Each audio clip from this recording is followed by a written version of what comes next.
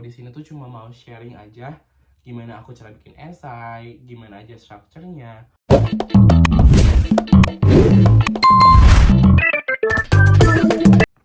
Halo teman-teman semua, welcome back to my channel. My name is Rija Aditya Fauzi. You can call me Iza.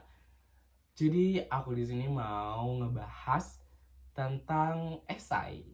Mungkin aku bakal bedah esai aku ya teman-teman.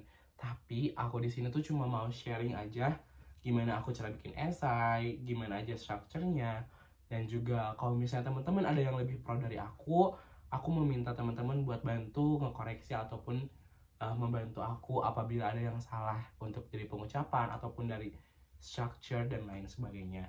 Oke teman-teman, video ini cocok buat kalian yang lagi bingung banget bikin esai. Nah, pastiin kalian udah like, comment, and share, dan jangan lupa subscribe ya teman-teman. Oke, tanpa berlama-lama lagi, aku bakal langsung bedah esai aku. Nah, oke, di sini aku mau bedah esai aku, yaitu dari judul dulu ya teman-teman. Di sini tuh ada judulnya tuh namanya tuh judul aku ya, TERI, Upaya Pencegahan Gangguan Kesehatan Mental pada Remaja di Era Globalisasi. Nah, di judul ini teman-teman tuh harus perhatiin ya, maksimal tuh menurut aku 12 kata. Itu udah 12 kata ya betul. Kayak udah cukup sih menurut aku. Nah, kalian tuh pertamanya tuh gini nih, di sini tuh idenya dulu nih, idenya apa, terus masalah yang ingin diselesaikannya apa.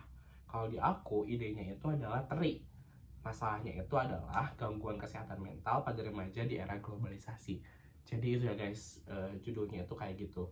Terus juga, nah aku biasanya tuh suka ada hook gitu. Nah, setelah judulnya teman-teman, kalian tuh bisa pakai hook untuk mencerminkan masalah yang diangkat dan menarik. Itu penting sih teman-teman menurut aku. Nah, setelah itu udah nih judul udah, hook juga udah, lanjut ke pendahuluan. Di paragraf 2 dan 3 tuh kalian tuh cantumin urgensi atau masalah yang didukung dengan data valid. Ya, di pendahuluan tuh kalian harus cantumin itu. Nah, setelah kan ini udah ya pendahuluan, kalian tuh bingung kayak, kak udah nih pendahuluan apalagi gitu. Selanjutnya di paragraf 3-nya kalian tuh bisa jabarkan apa kak? Jabarkan penyebab timbulnya masalah yang diangkat, terus juga didukung dengan dampak yang timbul dari masalah tersebut, kayak gitu. Nah, kalau di esai aku yang tadi yang pendahuluan dulu ya, di pendahuluan tuh kan harus disantumin dulu nih kayak urgensi masalah. Nah, aku tuh nyantumin kayak bahwa globalisasi itu dapat memiliki dampak loh buat tatanan di kehidupan sosial.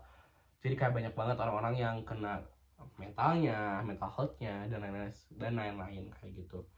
Itu aku udah nyantumin data, kayak menurut data dari Asosiasi Penyelenggara Jasa Internet, kayak gitu. Itu data dan juga masalahnya. Tapi banyakin tuh opini kalian ya teman-teman, jangan banyakin datanya. Data tuh cukup mendukung opini kalian aja. Oke, kita lanjut ke paragraf selanjutnya yang tadi. Sebutkan timbulnya masalah yang diangkat dan didukung dengan dampak yang timbul. Di sini aku menyebutkan guys kayak, nah ini kan aku bawa data ya teman-teman. Sementara 1 dari 20 remaja Indonesia memiliki gangguan mental dalam 12 terakhir gitu. Nah, apabila remaja merasa stres, depresi, cemas, dan lain-lain, mereka tuh tidak dapat menyelesaikan masalah kayak gitu. Jadi ada dampaknya nih, kayak masalahnya tuh gangguan kesehatan remaja, dampaknya tuh yang kayak tadi, stres dan lain sebagainya. Oke, udah nih ya, kalian udah nyelesain pendahuluan, udah nyelesain paragraf 3-nya juga tentang penjabaran masalah sama dampak yang ditimbulkan. Terus paragraf selanjutnya, paragraf untuk pembahasan. Tadi pendahuluan, sekarang pembahasan. Nah, di paragraf 4, kalian tuh bisa ngasih tahu nih, solusi yang udah ada saat ini tuh apa sih? Kalian tuh jangan kayak pura-pura gak tahu, ataupun misalnya udah ada solusi dari pemerintah tapi kalian malah diam gitu. Itu tuh kurang baik sih menurut aku. Jadi kalian kasih tahu dulu nih solusi yang udah ada dari pemerintah. Kalau aku di sini tuh, pemerintah tuh udah ada loh kayak kebijakan sehat jiwa di puskesmas atau keswa. Nah, yang terdiri apa dan lain-lain. Sebutin, tapi kan juga harus nyebutin kayak kekurangannya apa sih program pemerintah itu. Kalian cantumin di esai kayak gitu di bagian paragraf keempat atau pembahasan ini. Setelah itu, paragraf 5-nya kamu bisa nih tawarkan solusi atau ide kamu untuk menyelesaikan masalah yang ada. Gunakan 5W plus 1H. Nah, setelah kalian sudah tahu nih si pemerintah itu atau ada solusi dari anything atau manapun gitu ya, kayak kalian tuh tinggal tawarin nih, aku ada punya solusi loh buat kamu buat nyelesain masalah ini. Kalian bisa pakai 5W1H buat ngejabarin solusi kalian. Nah, setelah itu apa nih Kang? Atau Iza ya, hampir sama aku Iza. Paragraf 6 ya, kalian bisa jabarkan apa manfaat dari ide kamu gitu. Mengapa upaya itu penting, apa dampaknya, jelaskan dengan ringkas. Dengan ringkas. Nah, kalian tuh bisa ngasih tahu gitu dampak yang dihasilkan ketika kita menyelesaikan suatu masalah dengan solusi kalian, itu apa gitu. Hasilnya, apa dampaknya. Kayak manfaatnya apa sih buat kita gitu. Kayak gitu ya guys di paragraf 6. Nah, di paragraf 7-nya, kalian tuh bisa jelaskan ide lebih rinci, termasuk bagaimana teknisnya, siapa yang terlibat, apa perannya. So, di bagian paragraf 7 ini, teman-teman tuh bisa kasih tahu nih, kan kalau di essay aku yang aku bahas sekarang, aku tuh butuh banget nih dinas pendidikan, karena kan kebanyakan tuh anak-anak yang kesehatan mental remaja tuh usia-usia seperti kita gitu, baru lulus SMA atau yang masih SMA, SMP gitu. Jadi, aku pengen berkolaborasi sama dinas pendidikan buat menyelesaikan masalah itu. Kayak gitu ya guys. Nah, tadi udah ya paragraf 7. Paragraf sebelum ke paragraf 8, kalian juga bisa lo gunakan ilustrasi untuk mempermudah penjelasan teknis gitu. Buat gambar yang menarik dan tetap cantumkan referensi jika gambar yang digunakan diambil dari sumber lain atau bukan buatan sendiri. So, pastiin tulisan kalian tuh essay tuh gak semuanya tulisan, actually kalian tuh bisa pakai data atau foto gitu tuh boleh kok gitu, buat biar gabungin juga baca essay kalian kayak gitu. Nah, setelah itu paragraf 8-nya jabarkan gitu siapa aja pihak yang terlibat dan apa perannya gitu. Kalau aku kan tadi dinas pendidikan, kenapa? Karena target aku adalah anak-anak SMA buat ngebantu mereka, dan juga peran mereka tuh adalah membuat kebijakan yang sesuai dengan solusi kita gitu. Nah, paragraf 9, kalian tuh analisis manfaat yang ide yang kalian tawarkan gitu. Idenya tuh dianalisis. Termasuk kelebihan dari solusi yang ada. Kalian coba compare atau bandingkan solusi yang udah kalian punya dengan solusi yang dikasih pemerintah atau apapun itu yang ngasih solusi dari masalah tersebut. Coba apa kelebihannya gitu, supaya essay kalian tuh lebih menarik dibanding orang lain.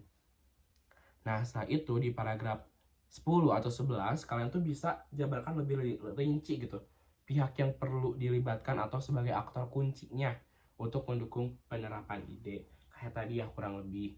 Cuma ini lebih diperjelas lagi siapa sih kuncinya atau aktor utamanya gitu. Nah, di paragraf 12, kalian bisa jabarkan kelebihan ide yang ditawarkan untuk menyelesaikan masalah.